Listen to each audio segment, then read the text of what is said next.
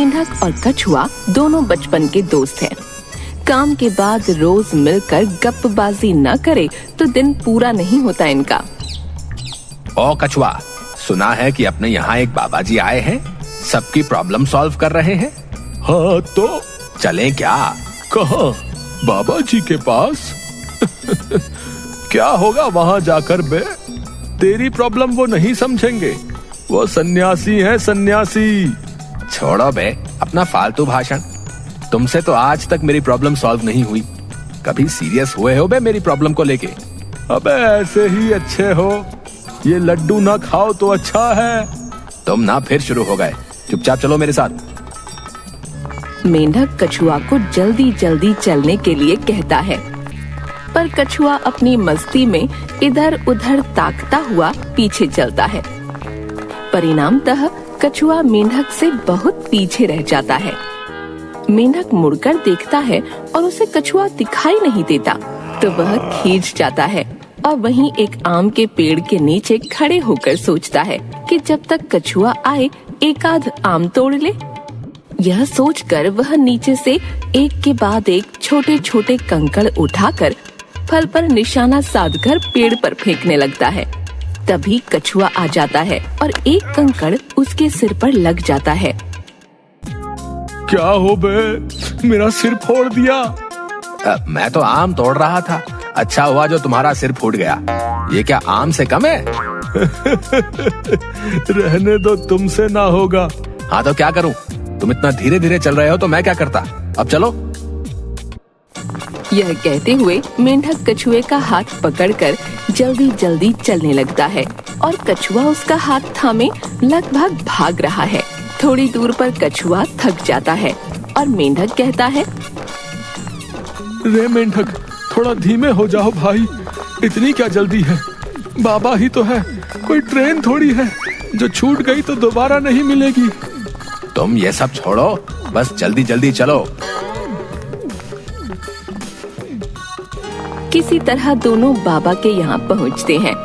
एक बड़े से हॉल के बाहर बहुत सारे जूते चप्पल पड़े हैं। दोनों भी अपने जूते चप्पल वहीं उतार देते हैं और हॉल के अंदर जाते हैं। एक बड़ी सी कुर्सी पर बाबा, उनके दाएं 3 और बाएं 2 शिष्य बैठे हैं। बाबा के सामने एक लंबी सी मेज है, उसके ऊपर बहुत सारी चीजें रखी हुई हैं और आसपास आम लोग बैठे हैं। मेंढक और कछुआ प्रवेश करते हैं, बाबा को देखते हैं, बाबा भी उन्हें देखते हैं। राम राम बाबा जी। बाबा जी उन्हें हाथ से बैठने का इशारा करते हैं तो दोनों वहीं बैठ जाते हैं। बैठे हुए लोग अपनी समस्याएं बाबा को बताते हैं। उनमें से एक सांवली लड़की बाबा के पैर पकड़ लेती है। क्या हुआ बेटी, बता, तेरी क्या समस्या है? बाबा जी क्या बताऊं, मेरी समस्या मैं खुद हूँ। मैं समझा नहीं बेटी, तुम क्या कहना चाहती हो? लड़की चारों ओर देखकर, समझ जाओ ना बाबा जी, आप तो अंतर्यामी हो। अरे मैं अंतर्यामी नहीं, उस ऊपर वाले का बस एक दास हूँ, इस दुनिया का सेवक हूँ। दुनिया के सेवक, दास, और आप? हंसते हुए मुंह बना लेती है, उसे कुछ समझ नहीं आता। मैं सिद्ध योगी हूँ, अगर तुम अपनी समस्या बताओगी तो कोई समाधान जरूर पाओगी। लड़की सिर झुकाकर बाबा के पैर पकड़ लेती है। बाबा जी मुझे गोरा कर दो। गोरा? लड़की हाँ में सिर हिलाती है। ना बाबा ना, ये तो ऊपर वाले की देन है। रंग रूप कद काठी तो भगवान बनाता है, मैं उसे कैसे बदल सकता हूँ? प्लीज बाबा जी कर दो ना। बाबा थोड़े गुस्से से उसे घूर कर देखते हैं और पूछते हैं, क्या करेगी गोरा होकर? माधुरी दीक्षित बनूंगी। सब हंसने लगते हैं। देखा बाबा, ये सब कैसे हंस रहे हैं मेरे रंग पर। इन्हें मेरे टैलेंट के बारे में कुछ नहीं पता, बस रंग पर हंसते हैं। मैं दिखाती हूँ आपको। लड़की अभिनय करते हुए बोलती है, एक चुटकी सिंदूर की कीमत तुम क्या जानोगे रमेश बाबू। अरे ये तो दीपिका पादुकोण का डायलॉग है। सब फिर हंसने लगते हैं।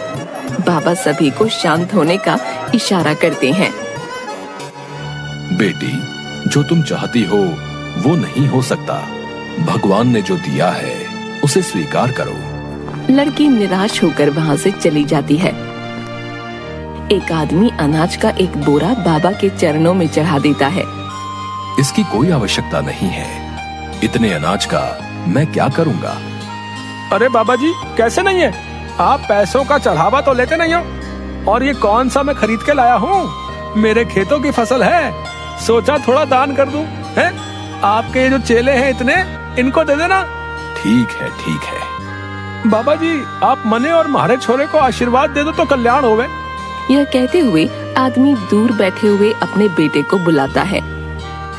12 से 13 वर्ष का एक लड़का उसके पास आ जाता है। बाबा जी, ये हमारा छोरा है, इसको आशीर्वाद दे दो कि ये खूब मन लगाकर पढ़े और कोई बड़ा अधिकारी बने। लड़का अपने पिता को घूर कर देखने लगता है। बेटा देख उधर, सबसे पीछे कोने में जो घी का डिब्बा पड़ा है, उसे उठा के ला। लड़का वहाँ से चला जाता है। इस छोरे का मन बिल्कुल पढ़ने में ना लागे, पूरा दिन अजीबोगरीब बातें करता है। इस साल तो फेल ही हो गया बाबा जी। इसमें कोई आशीर्वाद दे दो कि ये खूब मन लगा के पढ़े।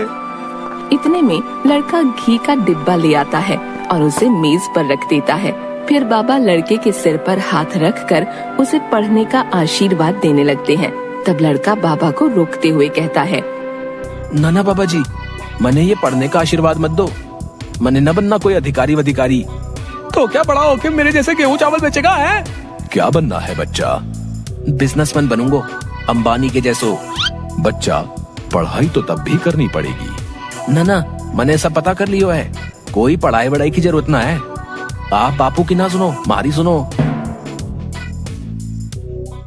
बाबा के चेहरे पर असंतोष का भाव देखकर लड़का घी का डिब्बा वापस उठा लेता है। अरे रख इसने।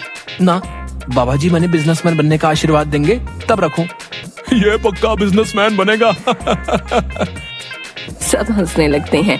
आदमी लड़के के हाथ से डिब्बा लेकर मेज पर रख देता है और लड़के का हाथ पकड़कर खींचता हुआ वहाँ से ले जाता है। दो बातें ढंग से हिंदी अंग्रेजी में बोलना पाता, बिजनेस करेगा।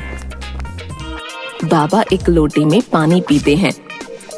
तभी मेंढक और कछुआ आकर बाबा के पैर दबाने लगते हैं। अब बाबा जी हमारी प्रॉब्लम भी। बाबा जी हमारी प्रॉब्लम भी। बोलो बोलो। बाबा, मैं मेंढक राम और ये कछुआ राम। प्यार से लोग हमें मेंढक और कछुआ कहते हैं। क्या करते हो दोनों? मैं पोस्ट ऑफिस में काम करता हूँ। मैं टेलीफोन निगम में। जैसा नाम वैसा काम है। कहीं से हंसने की आवाज आती है। सब हंसने लगते हैं और बाबा शांत होने का इशारा करते हैं। समस्या बताओ। इसकी शादी नहीं हो रही। इसकी शादी नहीं हो रही। किसकी? इसकी शादी नहीं हो रही। इसकी शादी नहीं हो रही। तभी कछुआ की बीवी आ जाती है। अच्छा, तो तुम यहाँ अपनी शादी करवाने आए हो, तो मैं कौन हूँ? लोग तो कहते हैं कछुआ सीधा आदमी है, तुम तेज हो। यह देखो सीधापन। अरे नहीं भाग्यवान, यहाँ तो हम मेंढक की शादी का पूछने आए हैं। तो ये तुम्हारी तरफ क्यों इशारा कर रहा है? काहे बे, मेरी तरफ क्यों इशारा करते हो? चलो उठो यहाँ से, घर चलो, तुम्हें बताती हूँ। बाबा जी, ये मेंढक की शादी नहीं होने वाली। 50 रिश्ते तो मैंने बता दिए इसे। कोई न कोई कमी निकालता रहता है। शक्ल देखिए इसकी, पता नहीं कौन सी लड़की से शादी करेगा। ये सब कहते हुए वह कछुआ के साथ वहाँ से चली जाती है। बाबा आप छोड़ो ने, मेरा बताओ। अगर वो औरत सही कह रही है तो तुम्हारी शादी मुश्किल है। ऐसा ना कहो बाबा, कोई तो उपाय करो। देख बेटा, सबको उस भगवान ने बनाया है। हम कौन होते हैं किसी को ठुकराने वाले। अब से जो पहला रिश्ता आए उसे स्वीकार कर ले। अपनी गृहस्थी बसाना तेरे हाथ में है। प्रणाम बाबा।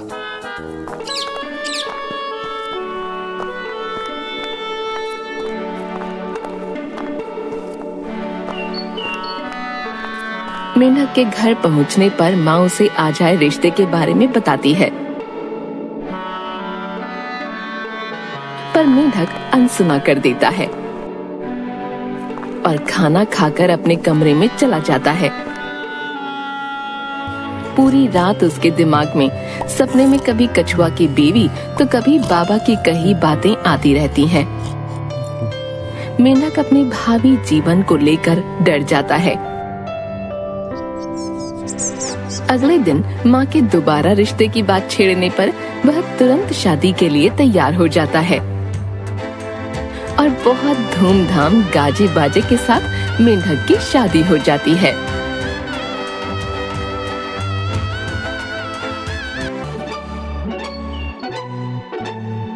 क्यों बे, कितने दिन हो गए, आते क्यों नहीं हो? हैं? अकेले मजा नहीं आता यार। पता तो है अब मेरी शादी हो गई है। तो मेरी नहीं हुई। वैसे भी पूरे दिन क्या झाड़ू पोछा करते हो? हाँ सच्ची? तुम्हारी कसम। ना ना, मेरी कसम ना खाया करो, तुम चबे ना खाओ। क्यों बे, तुम नहीं करते हो? ना, मैं तो कछुआ हूँ ना। हाँ तुम तो इतना धीरे धीरे, इतने में तो पूरे दिन की बर्तन भी धुल जाएं। बेटा कहा था ना ये लड्डू ना खाओ, अब खाए हो तो लो मजा।